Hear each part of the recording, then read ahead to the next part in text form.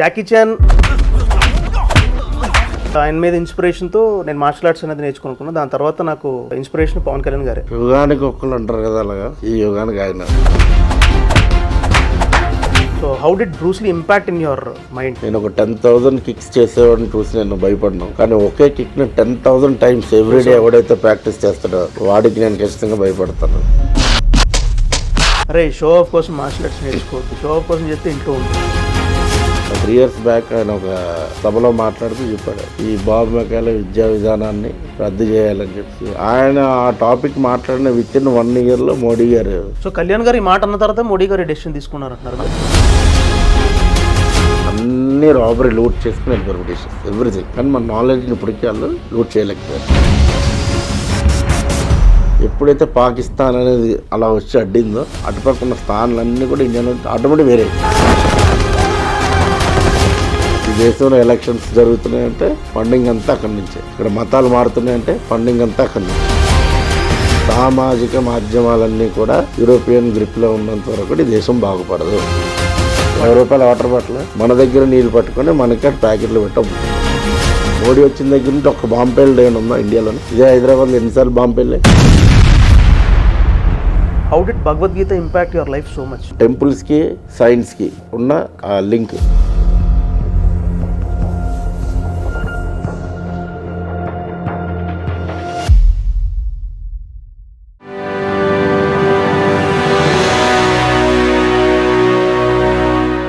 Hi, hello, namaste, welcome to Anantha TV dragon talk show. Observe, learn, live. మనం చాలా చోట్ల చాలా ఎక్స్పీరియన్స్ని మనం అబ్జర్వ్ చేసి వాటి నుంచి మనం నేర్చుకొని ఎలా బతకాలని మనం కొంచెం ఇంప్లిమెంట్ చేసుకుంటుంటాం. సో మనకున్న వన్ లైఫ్లో అన్ని ఎక్స్పీరియన్స్ ఒకసారి మనకు జరగాలంటే సరిపోదు కదా. Intelligent people learn from others experiences అంటారు. సో ఛాలెంజింగ్ సిచ్యువేషన్స్ నుంచి కానీ అన్నిటి నుంచి బయటకు వచ్చి ఎవరైతే సక్సెస్ఫుల్గా పైకి వచ్చారో అలాంటి వాళ్ళు గెస్ట్లందరూ మనం గ్యాదర్ చేసి వాళ్ళ ఇన్ఫర్మేషన్ మనం తీసుకుంటూ మన లైఫ్లో ఇంప్లిమెంట్ చేయడానికి ట్రై చేస్తున్నాం. దానికి రీజన్ ఇదే పాడ్కాస్ట్.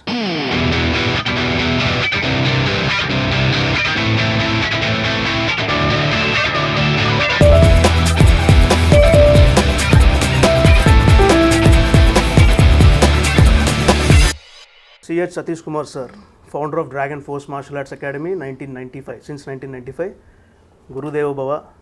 నా లైఫ్లో ఒక ఇంపార్టెంట్ పార్ట్ అయిన మీతో ఇలా ఇంటర్వ్యూ చేయడం నాకు చాలా చాలా హ్యాపీగా ఉంది. ఇన్ఫ్యాక్ట్ మేము ఈ పాడ్కాస్ట్ కోసం చాలామంది గెస్ట్ లిస్ట్ మేము తయారు చేసుకున్నప్పటికీ నా అదృష్టం ఏంటో నా ఫస్ట్ ఎపిసోడ్ మీతోనే స్టార్ట్ అవుతుంది. I'm feeling very happy and thank you for coming very long. Thank you sir, thank you. So sir, అసలు ఈ సబ్జెక్ట్ ఆఫ్ మార్షల్ ఆర్ట్స్ అన్నది మీ మైండ్లో అసలు ఎప్పుడు స్టార్ట్ అయింది? When you are very common man. మన స్కూల్ స్టడీస్లో ఉండేటప్పుడు మేబీ 89 అనుకుంటాను. 89లో పిల్లలు అందరూ ఆడుకునేటప్పుడు క్రికెట్, కబడ్డీ ఇలాంటి గేమ్స్ ఆడుకునేటప్పుడు స్టార్టింగ్ కొట్టుకోవడం, అరుచుకోవడం అప్పటి నుంచే స్టార్ట్. ప్రతి స్కూల్లో ప్రతి పిల్లలు చేసేదే. కొద్దిగా ఒక లెవెల్ ఆఫ్ సీరియస్ మనకు మైండ్ మెచ్యూరిటీ లేనప్పుడు ఒక స్మాల్ ఏజ్లో ఏంటంటే లోకం కోసం అవగాహన లేని టైంలో కొద్ది చిన్న గొడవలు సీరియస్గా తీసుకుంటాం కదా. అలాంటప్పుడు ఏంటంటే సీరియస్గా ఇంకా ఏదో నేర్చుకోవాలి అని వన్ ఫైన్ డే మా ఫాదర్ మాకు ఫుట్బాల్ నేర్పించి రెగ్యులర్గా ఫుట్బాల్ ఎర్లీ మార్నింగ్ 5 o'clock లేపు తీసుకెళ్ళేటప్పుడు మేము అక్కడ డైమండ్ పార్క్, ఎల్ఐసి బిల్డింగ్ ఆ ఏరియాస్ అంతా ఎర్లీ మార్నింగ్ 4:30 నుంచి ఒక బాక్సర్స్ వీళ్ళందరూ రన్నింగ్ చేస్తూ బాక్సింగ్ ఇలాంటివి చేయడం అన్ని చిన్నప్పటి నుంచి ఆ వాతావరణంలో పెరిగాం. ఆటోమేటిక్గా అట్రాక్ట్ అయ్యాం మార్షల్ ఆర్ట్స్కి. ఓకే, నాకు మామూలుగా I don't want to talk about my personal life much, but మాకు చిన్నప్పుడు ఇంట్లో డ్రాగన్స్ ఫర్ ఎవరో క్యాసెట్ ఉండేది. ఎప్పుడు మా ఫాదర్ ఎవరు వచ్చినా గెస్ట్లు వచ్చినా అదే 10 సార్లు వేసేవారు జాకీ చాన్. నాకు అప్పటి నుంచి మార్షల్ ఆర్ట్స్ అంటే పిచ్చి.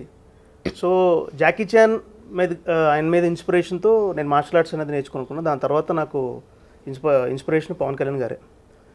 సో పవన్ కళ్యాణ్ గారి టాపిక్ వస్తాను నేను, ఇప్పుడు అది హాట్ టాపిక్ అయిపోయింది కాబట్టి. బట్ మీరు మీ టైంలో కూడా Bruce Lee was a very important part in so many martial artist peoples life. So how did Bruce Lee impact in your mind, his philosophy కానీ ఏదైనా సరే బ్రూస్ లీ గురించి చెప్పాలంటే ఒక 1 wordలో చెప్పడానికి కాదు. కాకపోతే main power how to use opponent పవర్ని ఎలా యూజ్ చేయొచ్చు, ప్రాక్టీస్ చేసేటప్పుడు పవర్ ఎలా వస్తుంది, ఆయన ఫిలాసఫీలో కూడా ఆయన చెప్పింది కూడా ఆల్మోస్ట్ నేను ఒక 10,000 కిక్స్ చేసేవాడిని చూసి నేను భయపడను, కానీ ఒకే కిక్ని 10,000 టైమ్స్ ఎవ్రీడే ఎవడైతే ప్రాక్టీస్ చేస్తాడో వాడికి నేను ఖచ్చితంగా భయపడతాను. ఎందుకంటే నువ్వు రెగ్యులర్గా ఏ కిక్ అయితే ప్రాక్టీస్ చేస్తావో దాని పవర్ నీకే తెలుస్తుంది. చాలా హార్డ్ పవర్తో అది యూజ్ చేసేసరికి అదొక నీ బాడీలో నీ ఆర్మ్స్ నీ లెగ్స్ నీకు వెపన్స్ అయిపోతాయి. ఓకే సార్, ఇప్పుడు చాలా చోట్ల మామూలుగా స్కూల్స్లో కూడా బ్లాక్ బెల్ట్లు ఈజీగా వస్తున్నాయి. మా టైంలో మేము ప్రాక్టీస్ చేసేది మేము core traditional form of martial arts నేర్చుకున్నాం మీ దగ్గర. అప్పుడంతా traditional karate traditional martial arts ఉండేవి. ఆ టైంలో చాలా రేర్గా బ్లాక్ బెల్ట్ వచ్చేది. ఇప్పుడు ఎప్పుడైతే స్పోర్ట్స్ కరాటే వచ్చిందో ఆల్మోస్ట్ పురాతనమైనటువంటి విద్య అంతా షార్ట్ కట్లో చెప్పడం స్టార్ట్ చేశారు. సో దానివల్ల ఫాస్ట్గా బెల్ట్స్ రావటం కానీ ఇవి కానీ జరుగుతున్నాయి. బట్ దీనివల్ల నిజంగా ఆర్ట్ అనేది ఎదుటోళ్ళు ఇంజెక్ట్ అవ్వట్లేదని గురువు కూడా తెలుసు. బట్ మీకు ఎప్పుడైనా డిస్సాటిస్ఫాక్షన్ ఫీలింగ్ ఉందా? అవును, ఇంజెక్ట్ అవ్వట్లేదు అంటే అట్లీస్ట్ ముందు వాడు ఈ ప్లాట్ఫామ్కి వస్తున్నాడు కదా, ఏదో ఒక రోజు ముందు ఈ ప్లాట్ఫామ్కి వచ్చి ఒక 4 రోజులు నేర్చుకుంటారు. ఏదో ఒక రోజు నేను నేర్చుకున్నది కరెక్టా కాదని వాడు ఆత్మ పరిశీలన ఒక రోజు చేసుకుంటాడు. అప్పుడు realise and going to traditional వేలోకి ఆటోమేటిక్గా వచ్చేస్తాడు. ముందు ప్లాట్ఫామ్ మీదకి రావాలిగా. ఒలింపిక్స్లో ఇప్పుడు తీసుకున్నారంటే కరాటేని కూడా స్పోర్ట్స్ కరాటే వల్ల తీసుకోవడం జరిగింది. అవును సార్. సో స్పోర్ట్స్ కరాటే అనేసరికి టోటల్ డిఫరెంట్, ట్రెడిషనల్ కరాటే ఇది టోటల్ డిఫరెంట్. ఓకే, ఒక బ్లాక్ బెల్ట్ ఇండియాలో ఒక 1 lakh మెంబర్స్ ఉన్నారంటే ఒకరికే ఇద్దరికి ఇచ్చేవారు అప్పుడు 70s 60s టైంలో ఒక బ్లాక్ బెల్ట్. ఇప్పుడు కూడా అంతే కదా సార్. ఒక జాపనీస్ మాస్టర్ వచ్చి ఒక గ్రాండ్ మాస్టర్ ఇక్కడ వచ్చి ఎగ్జామ్ పెట్టాలంటే నాకు తెలిసి 60s 70s టైంలో ఆ చెన్నై అటువైపు బెల్ట్ టెస్ట్లు అయ్యాయి, డిఫరెంట్ కరాటే స్టైల్స్. ఒక గ్రాండ్ మాస్టర్ వచ్చారంటే అందరూ వైట్ బెల్ట్ కట్టుకున్నారు, ఎవరు బ్లాక్ బెల్ట్ కట్టేది లేదు. Okay, including black belt. ఎవరు అసలు బ్లాక్ బెల్ట్ అనేది వేరు. ఎందువల్ల సార్ అది టోటల్ వాళ్ళు మొత్తం ట్రెడిషనల్ కరాటేకి స్పోర్ట్స్ కరాటేకి డిఫరెంట్. అదే వాళ్ళు టోటల్ అసలు వే ఆఫ్ లైఫ్ కరాటే ఏంటి, వాడు వేసే ఆ స్టాండ్స్ పర్ఫార్మెన్స్, కథా పర్ఫార్మెన్స్, కుమ్టి పర్ఫార్మెన్స్, ఆ కథ చేసిన తర్వాత నాకు కిహాన్ టోటల్ ఎవ్రీథింగ్ ఈజ్ డిఫరెంట్. వాడు అన్నీ వాడికి రావో చూసి టెస్ట్ చేసిన తర్వాత కానీ గ్రాండ్ మాస్టర్ వాడికి బెల్ట్ అవార్డు ఎవరు.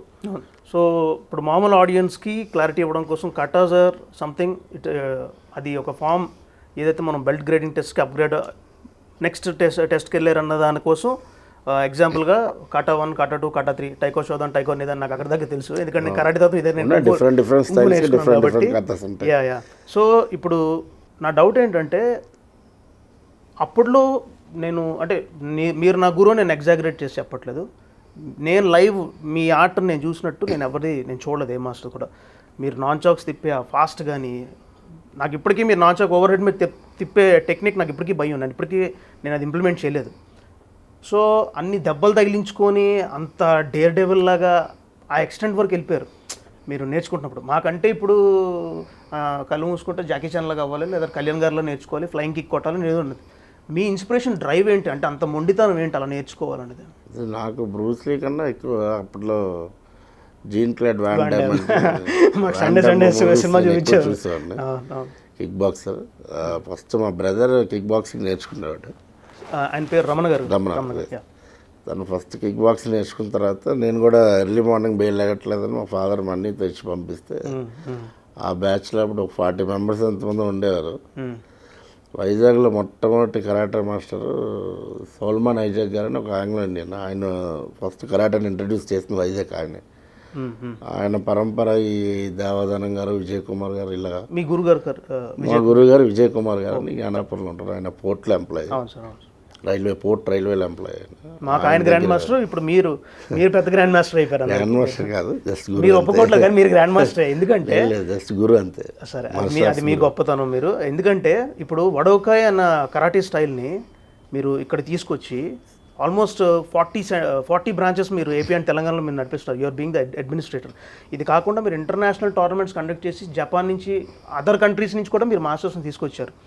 So bringing big celebrities like megastar Chiranjeevi garu, Pawan Kalyan గారు, ఆర్ జేడీ చక్రవర్తి గారు, వీళ్ళందరినీ తెస్తుంది కాకుండా ఈ జర్నీ ఇక్కడి నుంచి అక్కడ దాకా తీసుకెళ్ళాలంటే ఇట్స్ హైలీ ఇంపాసిబుల్. ఎందుకంటే ఒక డోజో మెయింటైన్ చేయడం చాలా కష్టం. డోజో అంటే ప్రాక్టీస్ ప్లేస్, మా కామన్ ఆడియన్స్కి ఒకసారి చెప్తున్నాను. సో ఇదంతా మీరు ఎలా హ్యాండిల్ చేస్తున్నారు apart from your personal life? Personal life అంటే ఒక ఏజ్ నాకు మ్యారేజ్ అవ్వకముందు వరకు ఓన్లీ మార్షల్ ఆర్ట్సే లైఫ్. మార్నింగ్ లేచిన దగ్గర నుంచి నైట్ పడుకునే వరకు ఇందులో డిఫరెంట్ కరాటే అంటే ఏంటి, కుంఫు అంటే ఏంటి, తైకాండో ఏంటి, జూడో ఏంటి, డిఫరెంట్స్ ఇవన్నీ నేర్చుకునే కాక నేను స్టూడెంట్స్ని కూడా తయారు చేసి taekwondo championships పంపించేవాడిని, జూడోకి పంపించేవాడిని, kung fu championship kung fu నేర్పించడం నువ్వు స్టార్ట్ అయినా మిమ్మల్ని టార్చర్ చేసేవాడిని, మీరు నన్ను టార్చర్ కుంఫు చేసేటప్పుడు ఉషు కథాస్ కానీ అవన్నీ చేసేటప్పుడు అది డిఫరెంట్ చేసాం.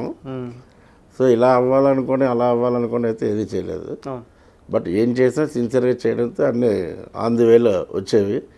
ఒక 2000 అనుకుంటాను, ఇది ఎల్బీ స్టేడియంలో హైదరాబాద్లో ఒక national karate championship warriors karate అని ఇంద్రసేన అని ఆయన ఫిల్మ్ యాక్టర్ అనుకుంటాను, ఆయన కండక్ట్ చేశారు ఒక ఈవెంట్.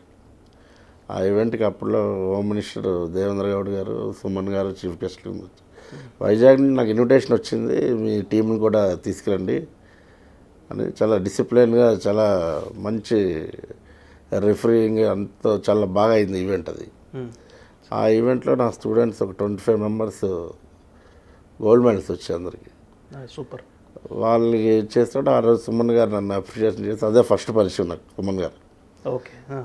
ఆ తర్వాత ఆ రోజు ఆయన కాంటాక్ట్ నెంబర్ అడిగితే తీసుకున్నాను. ఆ రోజు నుంచి ఈ రోజు వరకు ఆల్మోస్ట్ రెగ్యులర్గా ప్రతి కార్యక్రమానికి కూడా ఎన్నో ఇయర్స్ నుంచి మీకు ఆయనతో అనుబంధం ఉంది. ఆయన చేయాలంటే ఆయన మార్షల్ ఆర్ట్స్, నేను ఒక్కదని కాదు, ఎవరైనా కరాటే మార్షల్ ఆర్ట్స్ సంబంధించిన ఎవరు ఉన్నా సరే ఆయనకి ఒక ఏంటంటే, నేను ఎవరినో తెలియదు, నా ఫీల్డ్ ఇది కాదు, ఈ సినిమా ఫీల్డ్ నాది కాదు, నేను ఎక్కడో కరాటే నేర్చుకునేవాడిని, నన్ను ఎవరో ఒకరు చూసి కరాటే కూడా వచ్చు కాబట్టి నేను సినిమాలో తీసుకున్నారు.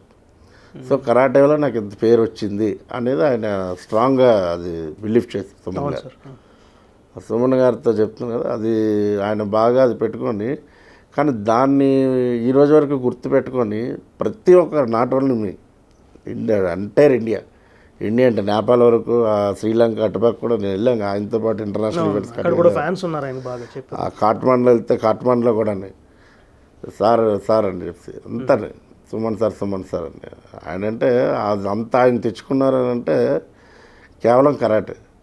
అవన్నీ మేము క్లోజ్గా చూస్తున్నాం కాబట్టి మాకు పెద్దగా అనిపించదు, కానీ ట్రావెల్లో వెళ్ళేటప్పుడు మటుకు ఎవరు ఏంటి అనేది అబ్జర్వ్ చేస్తుంటాం. అంటే ఆయన చాలా experience and maturity way far person. ఆయన అన్నవయ్య లాంటి సినిమాలు చేయడం, అసలు సితారా కానీ ఇవన్నీ అసలు ఆయన సెలబ్రిటీ అంటే నార్మల్ పీపుల్కి సెలబ్రిటీ అంటే, కరాటే వాళ్ళకి మాకు సెలబ్రిటీ కాదు. ఇంకా మాకు ఏంటంటే కరాటే వరకు మాకు ఒక మేము ఆయన ఫాలో అవుతాం కదా, ఫాలోవర్ లాగా వే ఆఫ్ లైఫ్ ఎలా లీడ్ చేయాలి, ఒక వేలో మనం వెళ్ళేటప్పుడు నా ప్రొఫెషన్ ఇది, కానీ కరాటేకి మనం ఎంతో కొంత టైం కేటాయించాలి, దీన్ని డెవలప్ చేయడానికి ఏం చేయాలి. మారుమూల నాకు తెలిసి ఒకసారి రాజస్థాన్ అనుకుంటాను, ఎవరో కరాటే మాస్టర్ ఒక చిన్న ఈవెంట్ చేస్తున్నారంటే ఈయన వెళ్ళిపోయాడు అక్కడికి. వెళ్ళిపోయి ఆ మారుమూల తీసుకెళ్తే ఒక డొక్కు బండిలో అటు తీసుకొచ్చి ఆ ఏరియాలో ఏసీ లాడ్జీలో ఉండవు, అంత లూప్ లైన్లోకి వెళ్ళిపోయి ఈయన ఒక రూమ్లో పెడితే, ఆ రూమ్లో చూస్తే ఈయన నించుంటే బాత్రూమ్ తగిలేస్తుంది ఈయన హైట్కి. అలాగే ఒక బెడ్ అంతా గలీజ్గా ఉండే రూమ్స్. అయినా సరే అవన్నీ పట్టించుకోడు ఆయన, అన్నీ అక్కడే ఉండి చేసి ఆయన ఆ ఈవెంట్కి అటెండ్ అయ్యి వాళ్ళందరికీ అప్రిషియేట్ చేసి, మీరు అందరూ కరాటే నేర్చుకున్న కరాటేని ఇండియా లెవెల్ ఈరోజు ప్రమోట్ చేసి తీసుకొచ్చారని అంటే సుమన్ గారు మటుకు 100% దానికి న్యాయం చేశారని అనుకుంటారు. కరాటేకి ప్రతి ఒక్క కరాటే మాస్టర్లే అనుకుంటారు. సో అందుకే కరాటే మాస్టర్లు అందరూ కొద్దిగా ఆయన్ని ఎక్కువ ప్రేమించడానికి కానీ, ఎక్కువ ఆయన్ని ఫాలో అవ్వడానికి కానీ మెయిన్ ఏంటంటే వే ఆఫ్ లైఫ్లోని కరాటే ఎంతవరకు ఉపయోగపడుతుంది ఏంటనేది ఆయనతో మేము జర్నీ చేసాం కాబట్టి మాకు తెలుసు. అంటే ఒక వర్డ్లో 2 వర్డ్స్లో నేను చెప్పలేను, 1 or 2 words అయితే నేను చెప్తాను. Nice sir, that's so great of him. ఇప్పుడు యాక్చువల్గా జనరల్గా ఇప్పుడు మనిషిని never judge book by its cover అని అంటారు. అంటే ఒక సన్నంగా ఉన్నవాడు గట్టి కొట్లాడని, లావుగున్న వాళ్ళు ఏమో వాళ్ళు they are not physically fit అన్న, మెంటల్లీ నాట్ ఫిట్ అని అనుకుంటారు. But when coming to you been an icon and inspiration for so many of your students. మిమ్మల్ని ఫిజికల్గా ఎవరైనా మిమ్మల్ని జడ్జ్ చేయకపోయినా బ్యాక్గ్రౌండ్లో అదేంటి మార్షల్ ఆర్ట్స్ అంటున్నారు, you should be more fitter కదా అని అనుకున్న వాళ్ళు వెనకాల అనేవాళ్ళు ఉంటారు. నాకు పర్సనల్గా నాకు మీ జర్నీ తెలుసు, how you transform from that physique to in this way. మీరు బాగా హైకి వెళ్ళి లో డౌన్ అయిపోయిన సిచ్యువేషన్లో your one of the biggest rebel. నేను మీలాంటి రెబల్ నేను ఎక్కడ చూడలేదు నేను లైఫ్లో. అండ్ బాహుబలి అంటాను, నేను చూసాను లైవ్ బాహుబలి. మీరు you can kill a person with bare hands. అలాంటిది మీరు కంప్లీట్గా డౌన్ అయిపోయి, I don't want to talk about your personal life. అలాంటి టైంలో మీకు ఈ స్పిరిచువల్ నాలెడ్జ్ మీరు అన్నీ వదిలేసుకొని చాలా నార్మల్ అయిపోయి ఆ యాంగర్ ఫర్గివ్నెస్ ఎవ్రీథింగ్ అన్నీ కూడా ఒక టైంలో అన్నీ అంటే అంటే మీరు అన్ని గివప్ చేస్తారు, వర్కౌట్స్ కానీ అన్ని గివప్ చేస్తారు ఒకసారి. ఏంటంటే మదర్ చనిపోయాక కొంచెం డిస్టర్బ్ అయ్యాం అప్పుడు స్టార్టింగ్లో. నాకు మ్యారేజ్ అయిన కొత్తలో మదర్ చనిపోయినప్పుడు డిస్టర్బ్ అయినప్పుడు ఆటోమేటిక్గా అంతా డిస్టర్బ్ అయిపోద్ది. ఏ ఇయర్ సార్ ఇది? 2002. Okay. 2003 okay. March 13th. Okay. ఆ మదర్ చనిపోవడం మనం ఇంకా టోటల్ అంతా వదిలేస్తాం, కరాటే వదిలేస్తాం, అన్నీ వదిలేస్తాం. ఇంకా మ్యారేజ్ అయింది అప్పుడే 2002లో మ్యారేజ్ అయింది. ఇంకా ఈ మ్యారేజ్ లైఫ్ లీడ్ చేయాలి, కొత్తగా ఏదైనా బిజినెస్ స్టార్ట్ చేయడం, ఇవన్నీ వెళ్ళి అట్లాగే మళ్ళీ ఆ బిజినెస్లో కొంతకాలంగా నించొని చేసిన తర్వాత మళ్ళీ అగైన్ బ్యాక్. ఎందుకు కరాటే నేను వదిలేసినా కానీ కరాటే నన్ను వదలేదు. ఎవరో స్టూడెంట్స్ నా దగ్గర నేర్చుకున్న స్టూడెంట్స్ మాస్టర్స్ అందరూ రారా వదిలేవద్దు, కరాటే వదిలేవద్దు, రండి వచ్చి చేయండి, జడ్జి చేయండి, రిఫరీ చేయండి అని ఏదో మళ్ళీ అలా తీసుకొచ్చి పెట్టారు. అలాగే మనం కంటిన్యూ చేసుకుంటూ వచ్చాం దాన్ని. Okay. Coming back to your personal this thing, మీరు మీ మెయిన్ ప్రొఫెషన్ చూసుకుంటే మీరు ఒక రిపోజిషన్, రైట్? రిపోజిషన్ అన్న అదే రికవరీ బ్యాంక్స్. మీరు ఒక ఎస్కే ఏజెన్సీస్ అని ఒక ఇది స్థాపించారు, మీరు చాలామందికి శాలరీస్ ఇస్తున్నారు ఇప్పుడు. అది that is going very well right now. అసలు ఏంటి సార్ ఈ సీజింగ్, రిపోజిషన్, ఆ సబ్జెక్ట్ ఏంటి అసలు? ఎప్పుడు వెహికల్స్ని అలాగా ఒక ఏజెన్సీ ఛార్జ్లో తీసుకుంటాయి, వాళ్ళ అండర్లో ఎప్పుడు తీసుకుంటాయి, అసలు దాని సైన్స్ ఏంటో చెప్తారు కొంచెం? ఏం లేదు, నాకు ఒక ఆయన ఉండేవాడు అప్పట్లో వైజాగ్ డీసీపీ కింద సూర్యప్రకాష్ రావు గారిని ఒక ఆయన చేశారు. ఆయన ఇక్కడ హైదరాబాద్ పోలీస్ కమిషనర్ కూడా వర్క్ చేశారు. ఆయన మా కరాటే టోర్నమెంట్కి ఎప్పుడు చీఫ్ గెస్ట్ కింద వచ్చేవారు. మా టోర్నమెంట్కి, మా క్లబ్కి అప్పుడు చైర్మన్గా ఎవరో డిప్యూటీ కమిషనర్ ఉంటే ఆయన పెట్టుకున్నాను. ఆయన ఇచ్చే స్పీచెస్లో కూడా ఎప్పుడు ఆయన చెప్పేవారు మాకు ఒకటి, నువ్వు ఏం పని చేస్తావు అనేది ఎలా చేస్తావు అని కాదు, అది లీగలా ఇల్లీగలా అదొకటే చూసుకోండి. లీగల్గా వెళ్ళి నువ్వు ఎంత చేసినా సరే నీకు గ్రోత్ ఉంటుంది, ఇల్లీగల్లో గ్రోత్ ఉండదు, సింపుల్ అంతే. మనకి ఏం పని చేయగలం, అది లీగలా ఇల్లీగల్. లీగల్లో ఎప్పటికైనా నువ్వు ఎంత డెవలప్ చేసినా అది లీగల్ కాబట్టి డెవలప్ అవుతూనే ఉంటుంది. ఇల్లీగల్ చాలా షార్ట్ టర్మ్లో డెవలప్మెంట్ ఉంటుంది, బట్ వన్స్ కొలాప్స్ అయితే ఇంక నువ్వు కూడా కొలాప్స్ అయిపోవడం. అంత డిఫరెన్స్ అంతే, అందరికీ ఇంకేం లేదు డిఫరెన్స్. సో లీగల్గా ఏముంది, అప్పుడు మనకి ఏమొచ్చు, ఒక కార్ డ్రైవింగ్ వచ్చు, రికవరీ చేయడం. మన అలా ఫీల్డ్కి ఉస్మాన్ గారు అని ఒక ఆయన ఉండేవారు, ఇప్పుడు ఆయన యూకేలో ఉంటున్నారు. వాళ్ళ అబ్బాయి మా దగ్గర కరాటే నేర్చుకోవడానికి వచ్చేవాడు అప్పుడు, అలా పరిచయం. ఆయన అప్పట్లో ఈ రికవరీస్ అన్నీ ఐసిఐసిఐ బ్యాంకులు కానీ ఇవన్నీ ఏ బ్యాంకులు లేవు అప్పుడు, మేబీ నాకు తెలిసి 98లో. ఇవన్నీ కూడా ఏంటి ఈఎంఐస్ కట్లైన వెహికల్సే సార్ ఇవి? ఇప్పుడు ఈ ఏజెన్సీస్ ఏమైనా టార్గెట్ చేసేవి? టార్గెట్ చేసేమంటే డిఫాల్టర్స్ అంతే. డిఫాల్టర్స్ అంటే డిఫాల్టర్స్ విత్ లైక్ లోన్ తీసుకొని కట్టుకున్న ఇంటర్నేషనల్గా ఎస్కేప్ అయ్యే వాళ్ళని లిస్ట్లో బ్యాంక్స్ థర్డ్ పార్టీ ఏజెన్సీ ద్వారా రికవరీ చేసుకుంటారు. ఇప్పుడు ఎస్కేప్ అయ్యే వాళ్ళని ఈఎంఐలు కట్టడంలో ఇద్దరు ఒకలాగే ఉండాలి వస్తారు డిఫాల్టర్స్. ఇప్పుడు 90+ ఎన్పిఏ అకౌంట్స్ ఉంటాయి. NPA accounts defaulters. NPA accounts అంటే ఏంటి సార్? నాన్ పర్ఫార్మింగ్ అసెట్ అని చెప్పేసి ఎన్పిఏ అంటారు ఆ అకౌంట్స్. ఓకే. అంటే ఒక 3 months వరకు లోపు పీరియడ్ ఇస్తారు, పీరియడ్ ఉంటుంది బ్యాంక్. అది కట్టకపోతే ఆటోమేటిక్గా అది ఎన్పిఏలోకి వెళ్ళిపోతుంది. ఓకే. ఎన్పిఏలోకి వెళ్ళిపోతే బ్యాంక్కి సఫిషియెంట్గా లోన్స్ ఇచ్చేవాళ్ళు కానీ ఆ రికవరీ చేసుకునే వాళ్ళు కానీ ఇన్హౌస్ టీమ్స్ అన్నీ కూడా లిమిటెడ్గా ఉంటారు. మరి వైలెన్స్ లేకుండా ఎలా హ్యాండిల్ చేస్తారు? వైలెన్స్ అవసరం లేదు, వైలెన్స్ ఏ ఉంటుంది, వైలెన్స్ అందులో ఏమి ఉండదు. యాజ్ పర్ లీగల్ అందరూ మంచోళ్ళు ఉండరు కదా, ఉండరు ఏదైనా. అందుకే అంటున్నాం కదా లీగల్ ఇల్లీగల్. అది తెలియక బయట నుంచి అవుట్ ఆఫ్ ది వెల్ ఒకలా ఉంటుంది, వెల్ లోపల ఉన్నది ఒకలా ఉంటుంది. లోపలికి వెళ్ళి చూస్తే అక్కడ ఏముందని మనకు తెలుస్తుంది, బయట నుంచి చూస్తే ఏం తెలియదు. సో ఆల్మోస్ట్ మీ టేబుల్ దాకా వచ్చేవి కేసెస్ ఇలాంటివి మంత్లీ ఎన్ని ఉంటాయి వెహికల్స్, చిన్నవి పెద్దవి అన్నీ కలుపుకొని? అంటే లాట్ ఆఫ్ వెహికల్స్ ఉంటారు. ఈ పొజిషన్స్ అని బిజినెస్ బ్యాంకింగ్ హార్డ్లీ ఉంటాయి. యావరేజ్గా ఎవ్రీ మంత్ ఒక 150 to 200 వెహికల్స్ రిపోర్ట్ చేస్తుంటాం. అట్లాగే collections is different, telecalling recovery is different, so మీ కింద టీమ్ అందరూ రికవరీ ఈజ్ డిఫరెంట్. రికవరీ అంటే లాట్ ఆఫ్ రికవరీస్ ఉన్నాయి. ఓకే. మీ దేని కింద వస్తుంది sir? Assets recovery, collection recovery. Collection recovery అంటే పేమెంట్ ఇప్పుడు నాన్ సెక్యూర్డ్ ఉంటుంది. సెక్యూర్డ్ అంటే ఒక కార్ పైన లోన్ తీసుకుంటే అది సెక్యూర్డ్. ఒక వెహికల్ పైన లోన్ ఇచ్చాం, అసెట్ ఉంటుంది అక్కడ. ఓకే. నువ్వు పేమెంట్ చేయకపోతే అసెట్ తీసుకురావాలి. సో అసెట్ ఉండదు. క్రెడిట్ కార్డ్స్కి, పర్సనల్ లోన్స్కి అసెట్స్ ఉండవు. మీరు ట్రాక్ చూస్తే లేకపోతే మీ ప్రొఫైల్ చూస్తే లోన్స్ ఇస్తారు. అవి ఏం చేస్తాం, అది రికవరీ, కలెక్షన్ రికవరీ అవుతుంది. ఓకే. అసెట్ రికవరీకి collection recovery difference. So again coming back to martial arts topic ఏంటంటే, నాకు బాగా గుర్తు, నేను 9th స్టాండర్డ్లో I was literally searching for martial arts guru. ఎందుకంటే నా మీద చాలా ఈ ట్యాంట్రమ్స్ ఇవన్నీ నేను తట్టుకోలేక ఐ వాంట్ టు ఫైట్ అలా చేద్దాం అనుకుని మంచి గురువు కోసం ఎదుగుతున్నప్పుడు వన్ ఫైన్ డే కరాటే డ్రెస్లో వెళ్తున్న స్టూడెంట్స్ అందరూ వెళ్తున్నట్టుగా సినిమాటిక్గా మీరు టుక్ టుక్ టుక్ టుక్ బుల్లెట్ మీద వస్తే మిమ్మల్ని నేను భోజనం నాకు అప్పటి నుంచి తెలుసు ఇలాగంటారని నేను యాక్చువల్గా వచ్చినప్పుడు కూడా మీకు ఇలాగే చేద్దాం అనుకున్నాను, బట్ నేను మర్చిపోయాను ఫస్ట్ ఎపిసోడ్ కదా. అయితే చాలామంది నన్ను అరే పవన్ కళ్యాణ్ ఫ్యాన్ అంటారా, వీడు ఇంకా మార్షల్ ఆర్ట్స్ అని నేర్చుకోలేదు అని చెప్పి నన్ను తిట్టడం కోసం ఇండైరెక్ట్గా ఆయన తిట్టేవారు. అంత అభిమాని నేను ఒకప్పుడు ఆయనకి, నాకు తెలుసు. అయితే ఇప్పుడు కూడా నేను అభిమానే in a very in his humanity way. నేను ఆ టైంలో ఆయనతో కంపేర్ చేసుకొని ఆయన ఇన్స్పిరేషన్ తీసుకుని తమ్ముడు మూవీ అది చూసి గ్లౌజులు అయ్యి రోడ్డు మీదే కట్టేసుకొని వస్తే మీరు రాగిన అరే షో ఆఫ్ కోసం మార్షల్ ఆర్ట్స్ నేర్చుకోవద్దు, షో ఆఫ్ కోసం చేస్తే ఇంట్లో ఉండు అని చెప్పి నువ్వు నీలాగుండు అని అనేవారు మీరు. అలాంటిది మీరు కళ్యాణ్ గారు అభిమాని అయ్యి ఆయనతో పాటు ఉన్న డీపీ పెట్టుకొని ఆయన పోస్టర్ ఆయనతో లాంచ్ చేయించి మన మార్షల్ ఆర్ట్స్ది ఎంత అభిమానం మీరు ఇది చేసుకున్నారు ఆయన మీద. So what is your ideology and take on Kalyan గారుస్ victory? In fact we are all happy and it's a hot topic. So మీ ఒపీనియన్ ఏంటి? యుగానికి ఒక్కళ్ళు అంటారు కదా, అలాగా ఈ యుగానికి ఆయన సూపర్ భగవంతుడు పంపించిన ఆయన గురించి చెప్పాలంటే ఒక విషయం కాదు. ఇప్పుడు ఉన్న సమకాలీన రాజకీయాల్లోనే ఆయన స్పీచెస్ ఎవరైనా ఫాలో అయ్యే వాళ్ళు ఉంటే ఆయన టచ్ చేయలేని సబ్జెక్ట్ లేదు. అంటే ఇప్పుడు ఆయన ఏదో అధికారంలోకి వచ్చారని కాదు, అధికారం రాకముందు లాస్ట్ 5 years కానీ 10 years కానీ నేను ఒక విషయం చెప్తాను. అంటే ఒక చిన్న మన ఎడ్యుకేషన్ సిస్టమ్ గురించి మేబీ ఆయన ప్రజారాజ్యం టైంలోనే ఎప్పుడో ఒక ఇంటర్వ్యూ అనుకుంటా, ఆల్మోస్ట్ ఒక 20 years బ్యాక్. ఆయన ఒక ఎవరో పిల్లలు ఒక ఆడపాప ఎవరో అడుగు, సార్ మీరు ఎంతవరకు చదువుకున్నారు ఏంటి అని. అయితే నేను పెద్దగా ఏం చదువుకోలేదమ్మా. ఎందుకు చదువుకోలేదంటే ఈ విద్యా వ్యవస్థ మీద నాకు సరిగ్గా నమ్మకం లేదు, అందుకే నాకు ఇంట్రెస్ట్ లేక నేను చదువుకోలేదన్నా. నౌ సేమ్ స్టాండ్ ఆయన వర్డ్స్ ఇప్పుడు వెళ్ళి టచ్ చేసిన.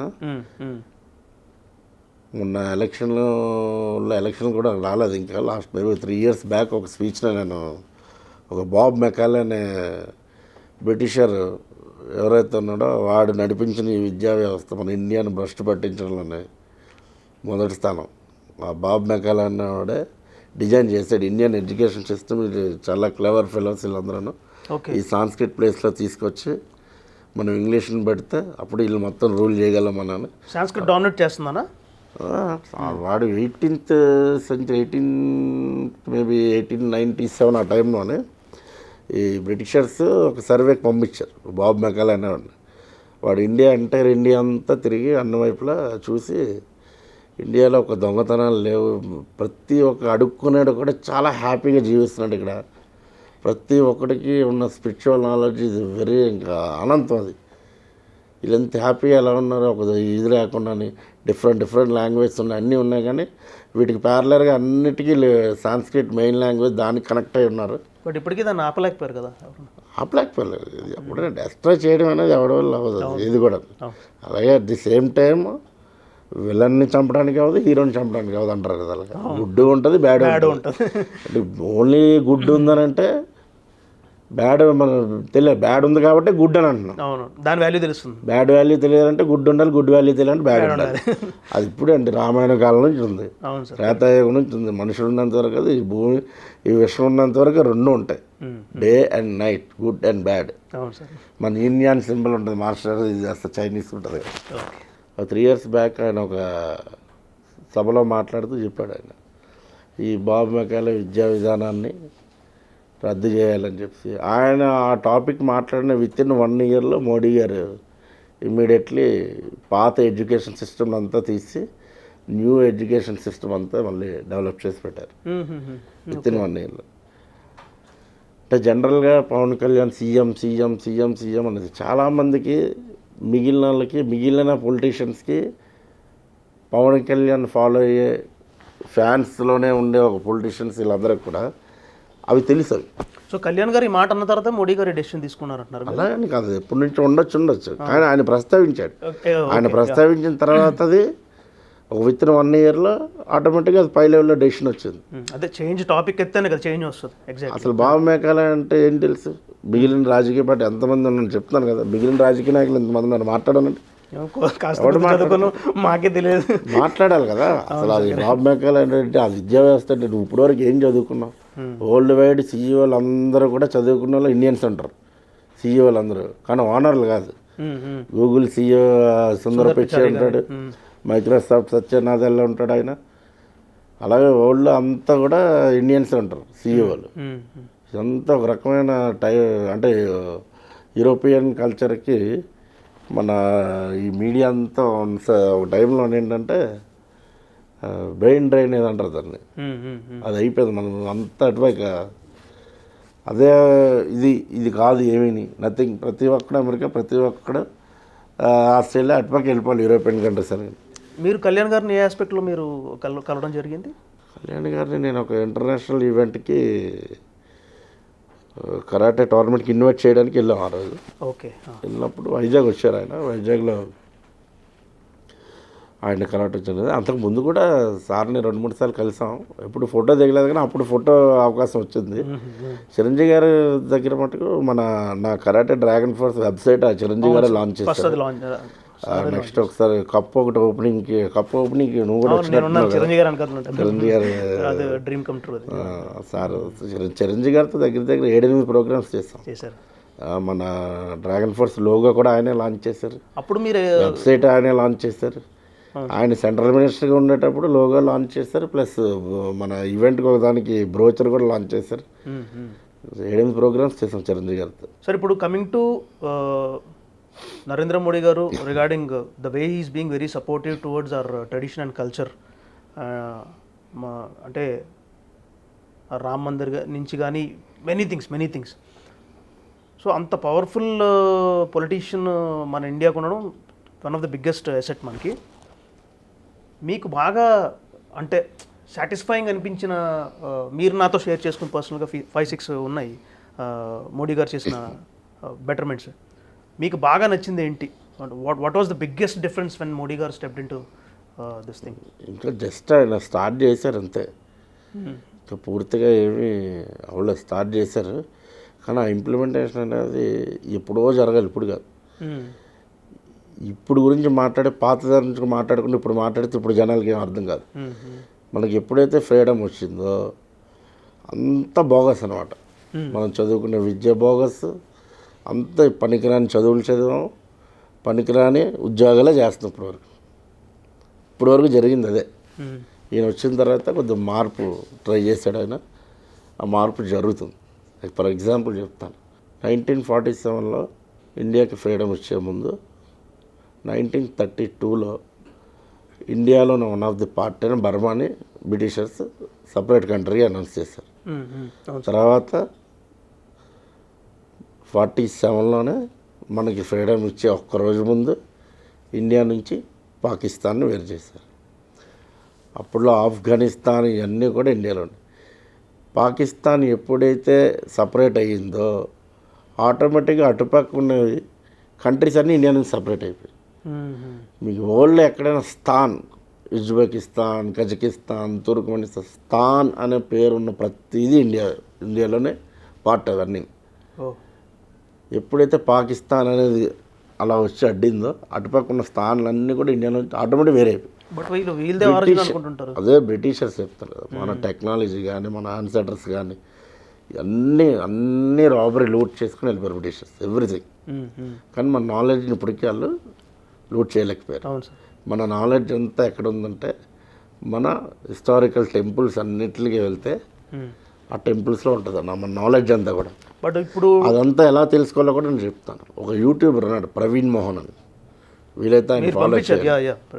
ఆయన ఫాలో ఎవ్రీథింగ్ అనమాట.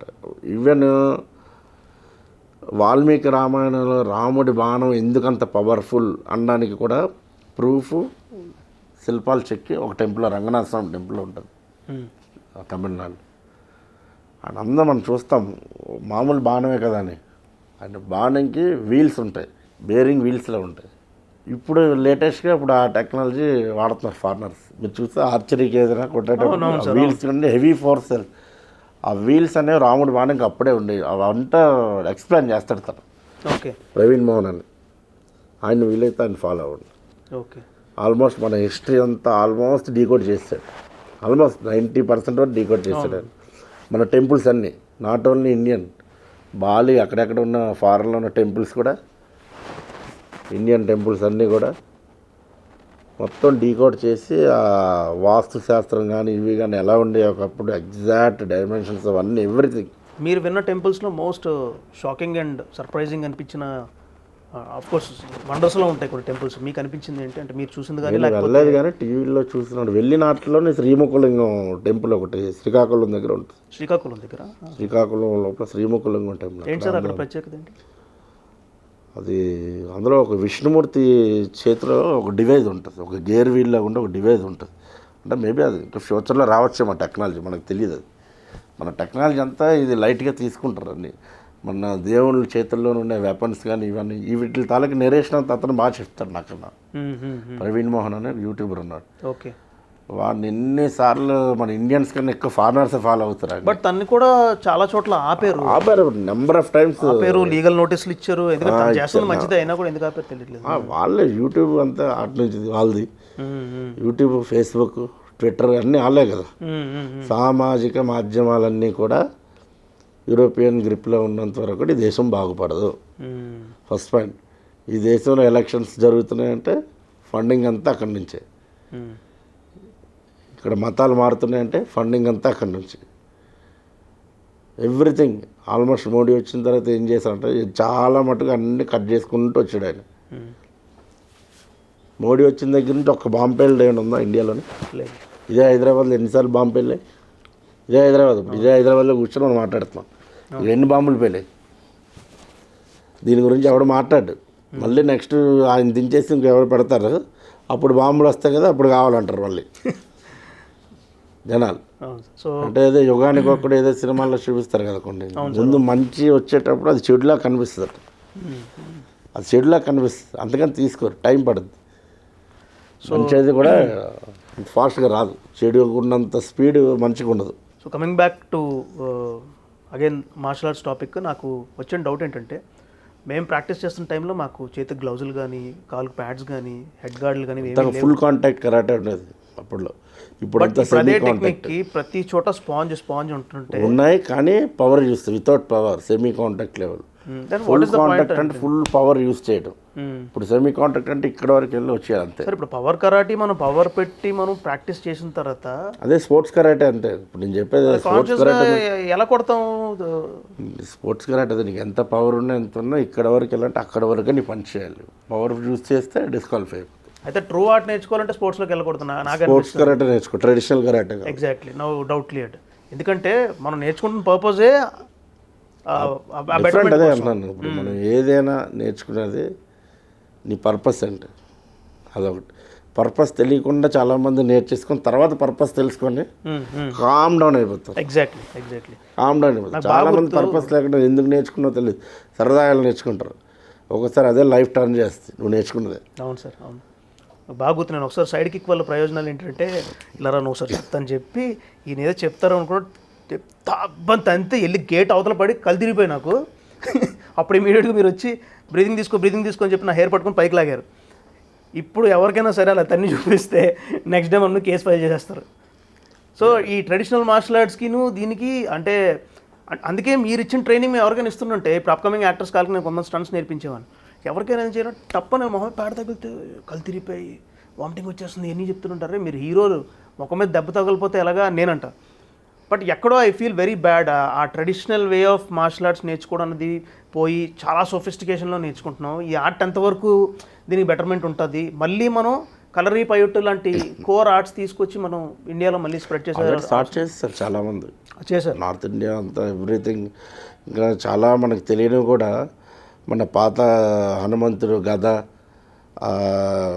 హనుమంతుడు ప్రాక్టీస్ ఎలా ఉంటుందో దండ హనుమాన్ దండ అంటారు, కొన్ని పుషప్స్ అవును సార్. పాతవన్నీ కూడా ఆల్రెడీ మీరు మాకు చాలా మంది కూడా చేస్తారు. You compared with animals. నేను చూస్తాను కదా సోషల్ మీడియాలో చాలా మటుకు మళ్ళీ అందరూ ఫారినర్స్ కూడా నేర్చుకుంటున్నారు. మన పాత ఆర్ట్స్ ఏమున్నాయో వాళ్ళు ఫారిన్ వచ్చేసి కేరళలో కూర్చొని కలర్ కానీ ఇవి కానీ మొత్తం అన్నీ ఎవ్రీథింగ్. సార్ ఇప్పుడు నేచర్లో నుంచి చూసిన గొర్రెపోత దగ్గర నుంచి పంచ్ కానీ, గ్రాస్ ఆపర్ దగ్గర నుంచి చూసి పుషప్ కానీ, ఇలాగా మనిషి అనేవాడు చూసే మార్షల్ ఆర్ట్స్ కనిపెట్టాడు. It might be yoga, Patanjali yoga కావచ్చు, మన బోధిధర్మ గారు స్టార్ట్ చేసిన ఈ మార్షల్ ఆర్ట్స్ కావచ్చు. అలా చూసుకుంటే కొత్త స్టైల్ ఆఫ్ మార్షల్ ఆర్ట్స్ యునీక్గా స్టార్ట్ చేసింది నాకు తెలిసినంతవరకు Bruce Lee, Jeet Kune Do. So martial arts తాలూకు డైమెన్షన్ తెలిసిన తర్వాత ఏ ఇండివిజువల్ హ్యూమన్ బీయింగ్ అయినా సరే can he invent new form of martial arts. అదే అంటాను కదా, తపస్సులో చేయాలి. తపస్సులో చేసేవాడు ఎవడున్నాడు?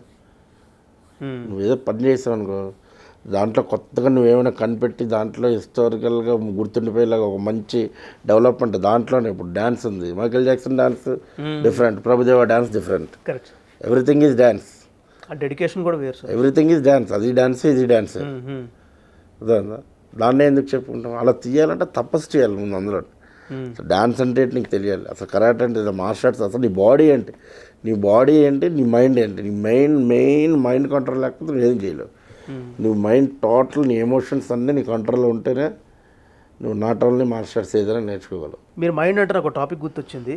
How did Bhagavad Gita impact your life so much? అంటే నాకు బాగా గుర్తు, మీరు ఒకసారి నాకు భగవద్గీత వినిపిస్తున్నప్పుడు ఏంటి నా భగవద్గీత నాకెందుకు చెప్తున్నారు అనుకుని వెళ్ళిపోయాను.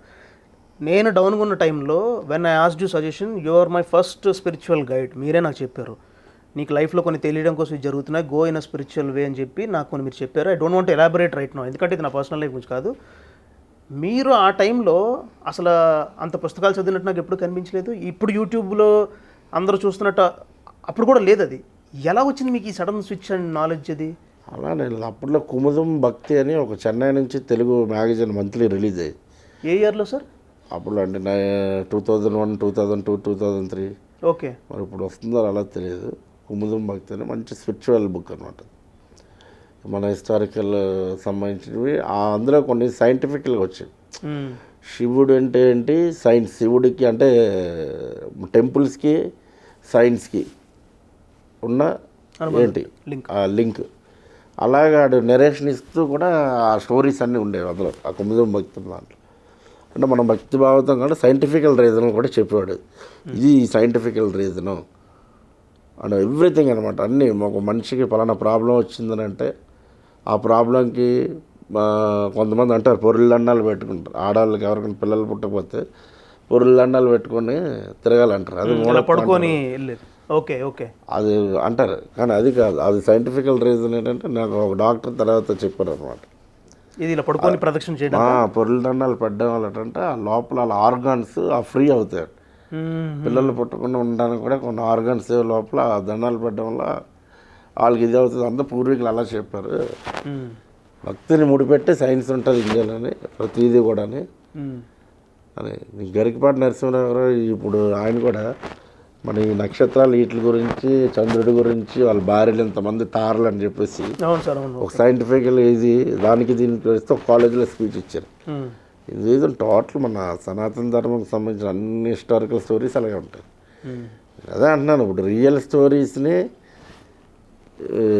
కుకింగ్ స్టోరీస్కి తేడా తెలుసుకోవాలి. Correct sir. ఈ ఫారిన్ కల్చర్ బ్రిటిషర్స్ ఫస్ట్ నుంచి కూడా, యూరోపియన్స్ అంతా కూడా ఇండియన్ రియల్ కల్చర్ని ఒక రియల్ స్టోరీస్ అన్నిటిని కూడా ఒక కుకింగ్ స్టోరీస్ లాగా ఈ మనుధర్మ శాస్త్రం అని అదేనా ఇదని ఇవన్నిట్లు కుకింగ్ స్టోరీస్లో తయారు చేసి పుస్తకాల రూపంలో వచ్చేసి మనకే మనతో చదివించారు. ఏది నీకు కన్ఫ్యూజింగ్ అనమాట అంతా. అవి చేసి ఆ కన్ఫ్యూజన్లో వాళ్ళు మొత్తంలోకి మార్చుకొని వీటికి ఇచ్చే ఫండ్స్ ఇచ్చే పెద్ద పెద్ద ఆమ్నెస్టీ, పెద్ద పెద్ద ఇంటర్నేషనల్ కంపెనీ. మొన్న జార్జి సోరెస్ అని ఒకడు ఉన్నాడు. జార్జి సోరెస్ అని మొన్న డైరెక్టర్ వాడు ఓపెన్ అయిపోయాడు అమెరికాలో. ఈసారి మోడీ ఎలా గెలుస్తాడో నేను చూస్తానని. జార్జి సోరెస్ అని వాడు ఇచ్చేవంతా ఇదే ఫండ్స్, వీళ్ళు చేసేదంతా బిజినెస్.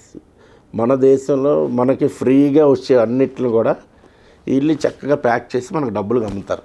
నీకు కోకోకోలా వాటర్ బాటిల్ ఎంత, 20 రూపాయల వాటర్ బాటిల్ ఎక్కడ తయారవుతుంది? వాటర్ ఎవడది?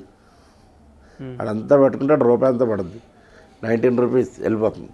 అప్పుడెప్పుడో పాత గవర్నమెంట్లో బుర్ర తక్కువగా అడిగి ఇన్నేళ్ళకి ఎప్పుడుగా రాస్తారు, నువ్వు ఇంతకాలం బిజినెస్ చేసుకో ఇండియాలో.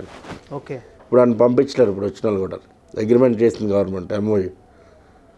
మన దగ్గర నీళ్ళు పట్టుకొని మనకి ప్యాకెట్లు పెట్టి అమ్ముతున్నాడు. My God. ఇలా వాళ్ళు అన్నీ ఇదే బిజినెస్ ఐడియాలజీ. కానీ డెవలప్మెంట్ అంటారు. ఆ డెవలప్మెంట్ అన్న ఒక్క పదమే మొత్తం ప్రపంచాన్ని నాశనానికి కారణం. ఆ డెవలప్మెంట్ ఎక్కడ డెవలప్మెంట్ అనేది నాకు పవన్ కళ్యాణ్ గారు చాలా మటుకు ఆయన స్పీచెస్లో నేను ఉన్నాను. అది ఎక్కడ కూడా నాశనం జరగకుండా డెవలప్మెంట్ అది కావాలంటాడు. చూడు సినిమాలో కుర్చీ కూడా, ఈ కుర్చీ చూడండి, ఇది ఇలా తయారైందంటే ఈ చెట్టు ఎక్కడి నుంచి వచ్చింది, ఎన్ని దెబ్బలు తయారై వచ్చింది కుర్చీ. ఇక్కడ కూడా నాశనం ఉంది కుర్చీలోని. ఒక చెట్టును నరికాం కదా, అది ప్రకృతికి విరుద్ధమే కదా. ప్రకృతిని నాశనం చేయకుండా చేయండి డెవలప్మెంట్. అది మన సనాతన డెవలప్మెంట్. రాముడి కాలంలో కానీ, విష్ణు పాత త్రేతాయుగం కానీ, ద్వాపరయుగంలో కానీ నాగలి వ్యవసాయం చేసి ఆయన బలరామకృష్ణుడు నాగలి వెపన్ కింద పెట్టుకుంటాడు. వ్యవసాయం చేసే పద్ధతులు కానీ, శ్రీకృష్ణుడు గో ఆధారిత వ్యవసాయం అంటారు కదా, అవన్నీ కూడా ఇన్వెన్షన్. శ్రీకృష్ణుడి గురించి తెలుసుకుంటే ఆ మెయిన్ దానికి వెళ్ళాలి. భాగవతం నుంచి చదువుకోవాలి. భారతం ఒకటే కాదు, శ్రీకృష్ణుడు కూడా తెలుసుకోవాలంటే భాగవతంకి వెళ్ళాలి. చాలా టూ డీప్ సబ్జెక్ట్స్ అవే అన్నాను. వాటిలో చిన్న చిన్న ముక్కలు ఈ మన ప్రవచనాలు అందరూ ప్రస్తావిస్తారు. ఇవన్నీ మనం సరదాగా అప్పుడప్పుడు వింటున్నా చాలు. మనం చేస్తున్నట్టు తెల్లారు లేసి ప్రకృతికి ఎంత నాశనం చేస్తామో తెలుసుకోవాలి. So coming back to finally martial arts దానికి వస్తే, నేను నా లైఫ్లో ద మోస్ట్ ఇంపార్టెంట్ థింగ్ మీ దగ్గర నేర్చుకుంది ఏంటంటే the technique of health is breathing. చాలామంది ఇప్పుడు మెడిటేషన్ గురించి మాట్లాడతారు. మెడిటేషన్ చేసి కళ్ళు మూసుకుని when your breathing focus on your breath, శ్వాస మీద ధ్యాస పెట్టంటారు. సో నేను రీసెంట్ టైమ్స్లో one of the best martial artist in India Vidyut Jammwal ఆయన చెప్పారు. చాలామంది ఇన్హేల్ గురించి మాట్లాడతారు కానీ ఎక్స్హేల్ ఎలా కంట్రోల్ చేసి వదులుతున్నాను మాత్రం ఎవరు మాట్లాడరు. నేను చాలాసార్లు పడిపోయినప్పుడు, ఫైట్స్ చేస్తున్నప్పుడు బ్రీదింగ్ తీసుకో అనేవారు. బ్లడ్ సర్క్యులేషన్ ఫ్లో బాగుండడం వల్ల ఇమీడియట్గా నాకు ఆ పెయిన్ వ్యానిష్ అయ్యేది. I use to feel better. Same నేను నా క్లయింట్ కూడా వన్ ఆఫ్ ద లేడీ నేను చెప్పేవాడిని, మీరు లేట్ రాకండి, వార్మప్ చేయకుండా ఎప్పుడు ఏ వర్కౌట్ చేయకండి. డాన్స్ కావచ్చు, మార్షల్ ఆర్ట్స్ కావచ్చు, జిమ్ కావచ్చు, you should warm up your body first. ఆవిడ వెళ్ళలేదు, వచ్చారు టకటక చేయగానే విత్ ఇన్ 10 minutesలో ఆవిడ కొలాప్స్ అయ్యి దబ్బని పడిపోయింది. ప్రాబ్లం ఏంటంటే ఇక్కడెక్కడ కాదు, జస్ట్ నీకే జరిగింది. అందరు రౌండ్కి వచ్చేస్తే ఫస్ట్ ఆవిడకి ఊపిరాడాలి, మీరు దూరంగా అని చెప్పి ఆ లెగ్ పట్టుకొని ఇలా ఫ్రీ చేసి బ్రీదింగ్ చేపిస్తే she is normal. That is the importance of breathing lesson which I learn from you. So I want to know your breathing గురించి. ఒకసారి ఈ బ్రీతింగ్ టెక్నిక్ గురించి సుమన్ గారికి నాకు ఒక డీప్ చర్చ నేపాల్లో జరిగింది. నేపాల్లో కాట్మండ్లో టెంపుల్ దగ్గర కూర్చున్నాం, పశుపతినాథ్ టెంపుల్. సో ఈ బ్రీతింగ్ సంబంధించి మాట్లాడుకుంటాం.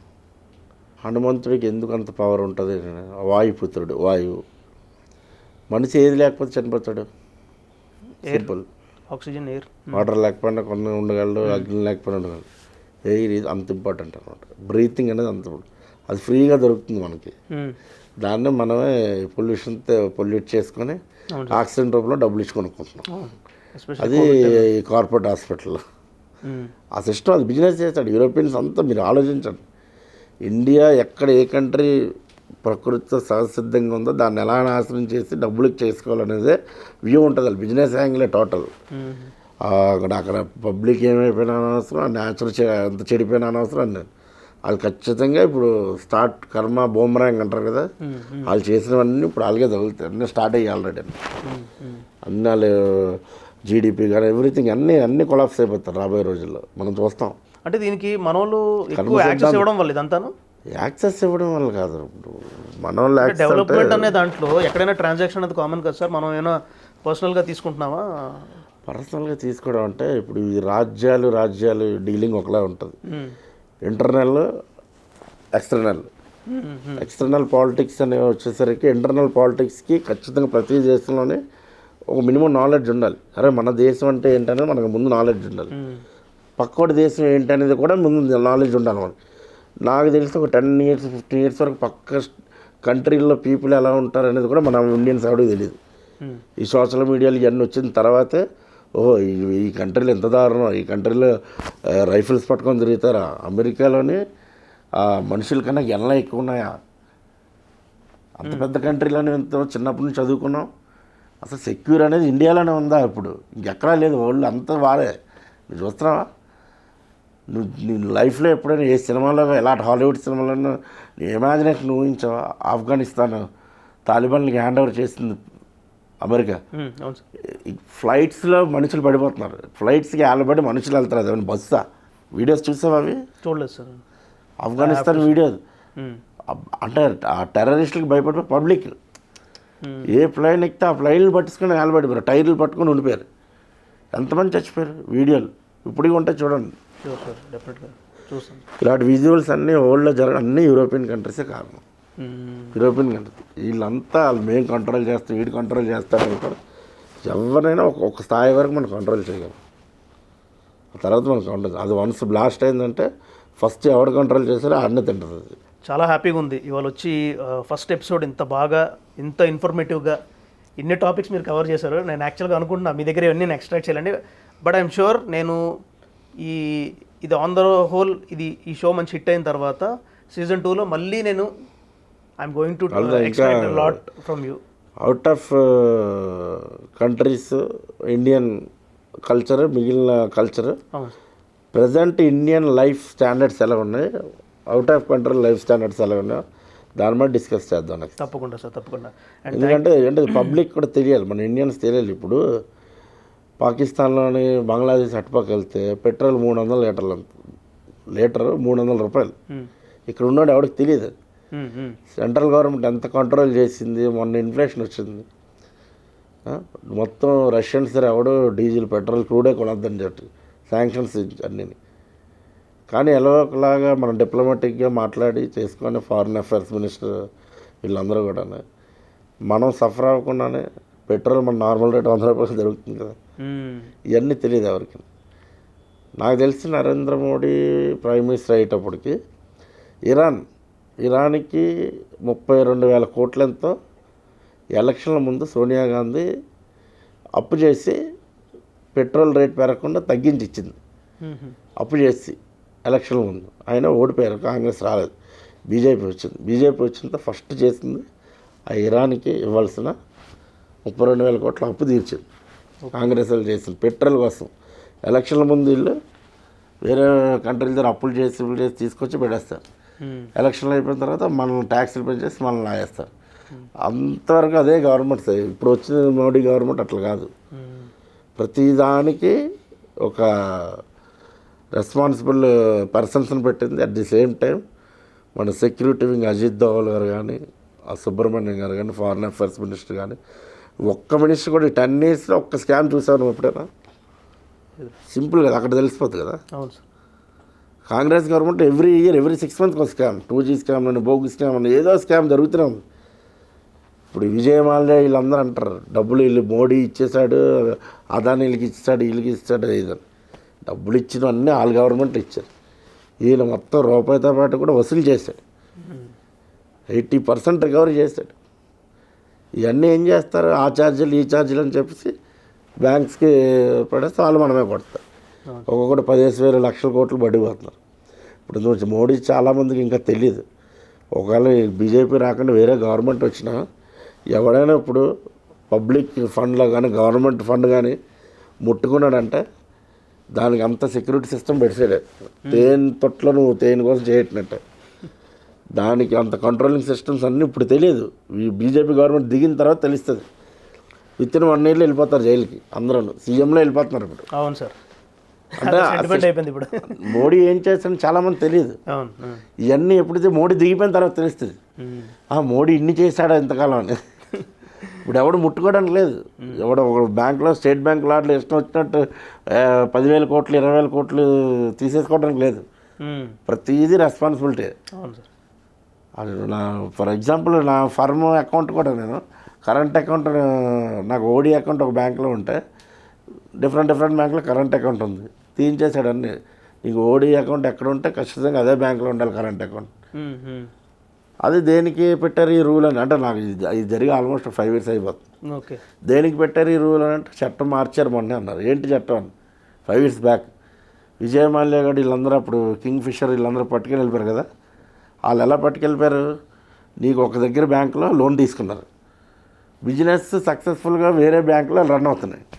ఈ బ్యాంకులో లోన్ తీసి ఈ బ్యాంక్ డిఫాల్టర్ అయిపోయాడు. మిగిలిన బ్యాంకులో చక్కగా బిజినెస్ చేసుకుంటున్నాడు. ఇప్పుడు అట్లా అవ్వదు. నీకు లోన్ ఏ బ్యాంకులో ఉంటే నీ బిజినెస్ సంబంధించిన అకౌంట్లు కూడా ఆ బ్యాంకులోనే ఉండాలి. ఇన్ కేసు నువ్వు పారిపోయావనుకో నీ ఇవన్నీ జప్తు చేసుకుంటారు. రెస్పాన్సిబిలిటీ ప్రతిదీ లింకప్ చేసి పెట్టాడు.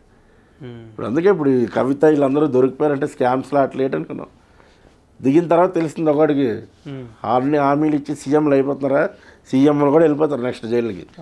అలాంటి రూల్స్ అండ్ రెగ్యులేషన్ ఇంప్లిమెంటేషన్ చేసాడు ఆయన. సో మోడీ గారి గురించి అడిగా కాబట్టి చెప్తున్నాను.